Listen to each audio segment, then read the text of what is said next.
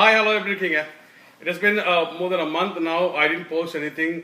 I was so busy, and I think now I'm getting a little relaxed, and hopefully I will be trying to post to some videos from now on. Actually, I wanted to talk to you guys regarding the Torahs. You know, Torah mean the books or the commandments or the instructions that Moses received in the Mount Sinai. So he wrote it as a book, and that's the only thing that usually the people they follow in the Jewish community. So there is a Torah portion in each and every week they read, and there is also there is another portion called Haftorah.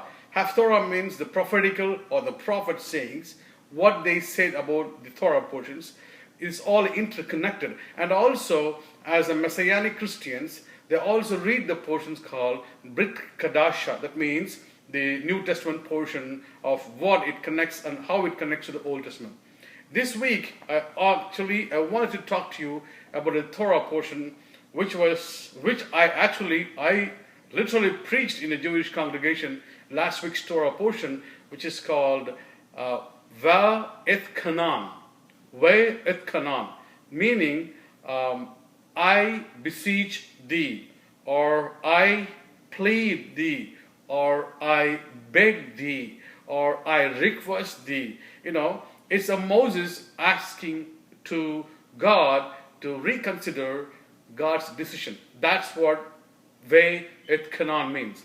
The references are Deuteronomy 3:23 to Deuteronomy 7:11. And also in the prophetical version, which is Haftorah, it is Isaiah chapter 40:1-26. And the Brit Kadasha version, which is the New Testament portion, which is Luke 23.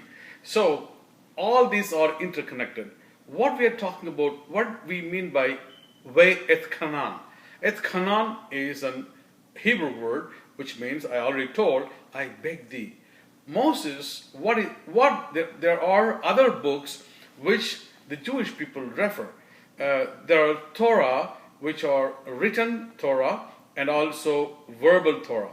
There are some Torah book which is much bigger than maybe a meter wide or 2 meter wide from the Bible. It contains the verbal Torah. All those days, the Jewish people, whatever they heard from generations after generations, they wrote it in a book, and they kept it in a Torah portions along with the explanations and what instance happens in those verbal Torah. And this one is a written Torah, which is condensed book that what we have. So most of the time, Jewish people, they go back and refer certain things in the verbal Torah. And they call some other books called Midrasha, or some Talmudian books. So there are some incidents that which is not mentioned in this Bible, but which is connected to the biblical history, which merges or intermingles exactly and what the Bible talks about. And it is good to know on the both sides of it. So here we are, Moses is pleading to God. That's what the other books of Jewish people tells us. What it tells that Moses was pleading to God, God, why you did not allow me to enter into the Canaan. Remember, Moses did almost 120 years of his ministry. And Moses was the one person who received the Torah from God. Moses was the one who climbed up to the Mount Sinai. Moses was the one who led the whole Israel people, 6 million people, out of the Egypt and into the Canaan. And until the gate of Canaan. But God did not allow him to enter into Canaan. But all these days, as a traditional Christian, as a CSI traditional person, I was told to believe, or I was taught to believe, that Moses did one mistake in his life. The mistake was that instead of stretching his hand to the rock, he beat the rock when the people was murmuring for a water. So God commanded him to stretch his hands to the rock, but Moses, he beat the rock. So that's why he was forbidden to enter into the land of Canaan. This is what the one that I was believing all these days. But when I enter into the books of Jewish, when I mingle with the Hebrew community, the reasons are totally different than what we learned all these days. That's what I wanted to tell you today. Why Moses was begging to God, God, would you mind please let me into the Canaan? I worked for you 120 years. This is what the writings in the other books of, the Torah tells us. What it tells us, Moses was begging to God, God, make me as a wild beast of the field so that I can enter into the land. At least I can breathe the air and drink the water, and at least my soul will be happy, will be comforted, will satisfy. Even if you're not allowing me to go inside there. God says no. And Moses again asked, God, why don't you make me as a bird so that I can fly into the country and then I can see the land? God says no. And also Moses asked, even the bones of Joseph are going inside the land of Canaan. The bones of Joseph are entering into the land of Canaan. What did I do, that big mistake, that why I should be going inside the land of Canaan? And then God told him one thing. Moses, this is what the other books of Jewish people tell us. Remember, this is not an extra story, and you don't come with me, oh, this is stories that we don't want to believe. But, in connection, how beautifully it has been written, just what I want to tell you about the Torah. So God told to Moses, he says that, Moses, whoever is admitted into the land, he will be buried in the land. Meaning, whoever are chosen or admits himself or accepts himself or commits himself that he is the citizen of the land will be buried in the land of Canaan. Meaning, what happened when Joseph was interfered with the Potiphar's wife? Potiphar's wife told to everyone, here is a man from Hebrew. This is a Hebrew man who has been brought over here. And Joseph did not deny that he was a Hebrew. He said that, yes, I am a Hebrew man who was adopted from the Hebrew land. He never denied the fact that he was the Hebrew man. Whereas Moses, when he was with the Potiphar's daughters, when he was with the Jethro's daughters, Jethro's camp in the wilderness, what he did was, when the daughters of Jethro went and told to Jethro, saying that, Father or Daddy, the Egyptian man this is the Egyptian man who rescued us from the dacoits who were fighting with us in the well. So when they said Moses was an Egyptian guy, Moses did not deny it.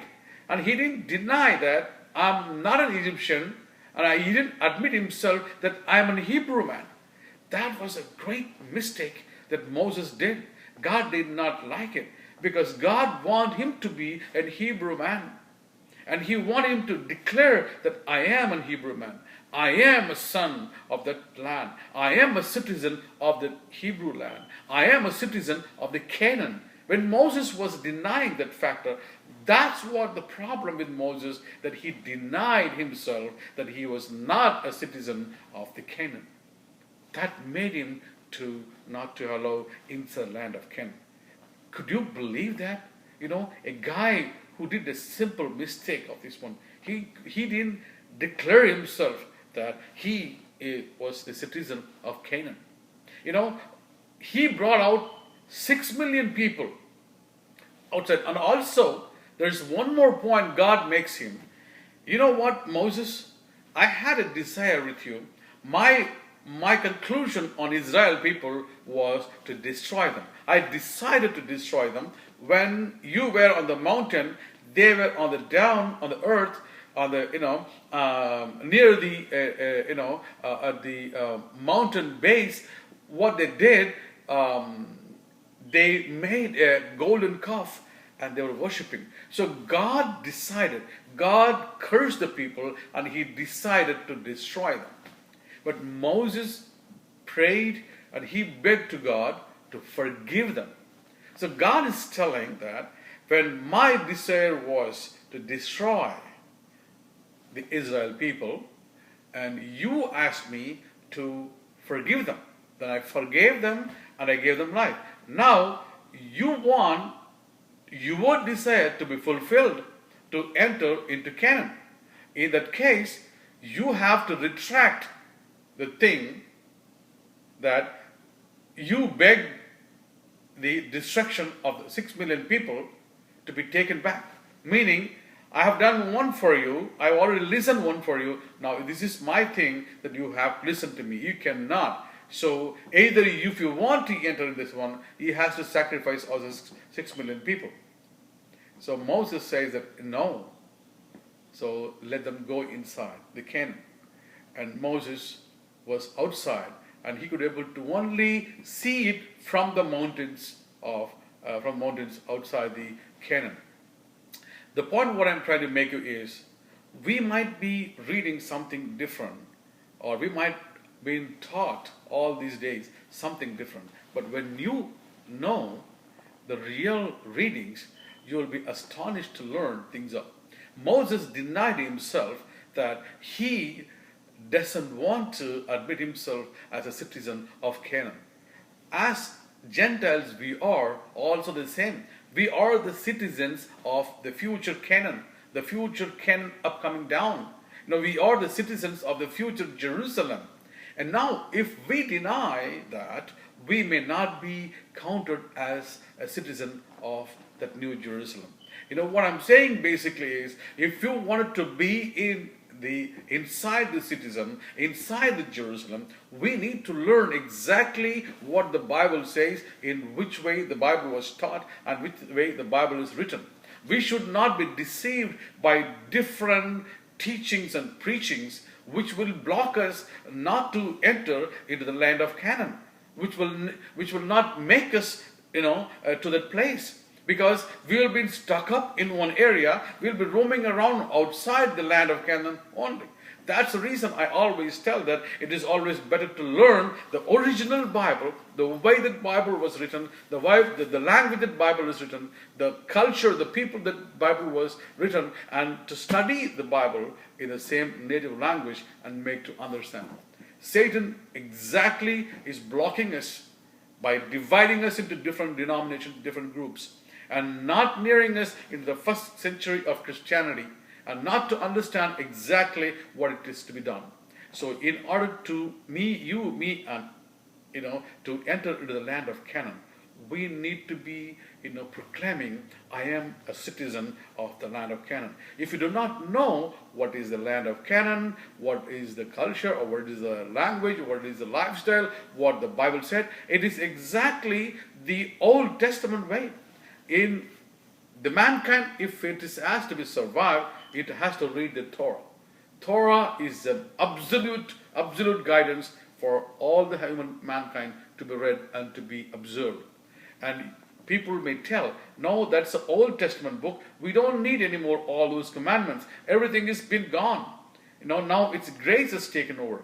Absolutely, you're right. Grace is given to observe all these commandments and Torah. Without grace, you cannot observe and to walk in the words of Torah. It's highly difficult for us, anyone. So that's the reason grace is given to us, to understand exactly what Torah tells, exactly how to do the commandments. And I do agree, sacrifice has been taken out, right? I know Jesus was the only sacrifice. I understand all those things, but still, all these Torahs still exist, and all the commandments still exist, and even the grace is there. The grace is needed for us to complete, to fulfill all the commandments and Torahs. Beloved, my brother and sisters, I really wanted to encourage you to understand exactly what the Bible says. Remember this, Moses brought out 6 million people out of the land of Egypt. When Moses was in deathbed, none of them prayed to God. None of them, not one single soul prayed for Moses. What a shame on these people. Moses prayed to God to change his decision and to, give them life. And God listened his prayer and changed his decision. Today, we might have been praying, and we may not be getting any results. You know what? Probably God might have decided already to do something for us. But, keep praying for one another. Probably He may listen to your prayer to change His mind, to change His decision, to change and give a good life to some other people. So praying is very important also through this message. So today what we learned is Ve et Canaan. Ve et Canaan is I beseech thee. God, I plead you to change your decision. God, I beg you to change your decision and proclaim yourself. Today, we must understand we are the citizens of the new Canaan, of the new Jerusalem. In order to be in the new Jerusalem, we have to attach with the root, with the main root and the main stem, because we are the wild branch. Do not standing outside there and then watching the tree or watching the Canaan like Moses was watching. Okay, I want everybody to be coming inside. So adapt things, understand things in a depth way, in a deeper way. And there are people out there to divert you, to to make you confuse you. But as child of God, as children of God, we all need to know we have to follow only one Bible and one word. That's a native language, and understand that one. Okay? Until I meet you next time, I'll come back with one more Torah next time. Until I meet you, have a blessed week. Shavua Tov means have a good week. Bye.